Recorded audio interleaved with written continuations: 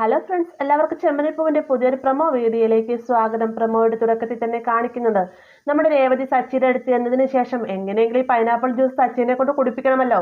അതുകൊണ്ട് തന്നെ സച്ചിയോട് പറയുന്നുണ്ട്, അച്ഛൻ നിങ്ങൾക്ക് വേണ്ടി പൈനാപ്പിൾ മേടിച്ചു വെച്ചത് നിങ്ങൾക്ക് നല്ല രീതിയിൽ തന്നെ ജ്യൂസ് അടിച്ച് വെക്കണമെന്നാണ് പറഞ്ഞിരിക്കുന്നത്.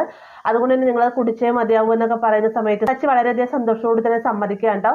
അതിനുശേഷം രേവതി ആ ജ്യൂസ് എടുക്കാണ്ട് അടുക്കളയിലേക്ക് ചെല്ലുന്ന സമയത്താണ് ചന്ദ്ര ഈ ജ്യൂസ് കുടിച്ചു തീർക്കുന്ന ഒരു കാഴ്ച കാണുന്നത്. വേഗം തന്നെ രേവതി ചന്ദ്രയുടെ അടുത്ത് എന്നിട്ട് അമ്മ ഇത് സച്ചിയേട്ടന് എന്ന് പറയുന്ന സമയത്ത് എനിക്കറിയാം അത് സച്ചിക്ക് വേണ്ടി ഉണ്ടാക്കിയെന്ന് എനിക്കറിയാം.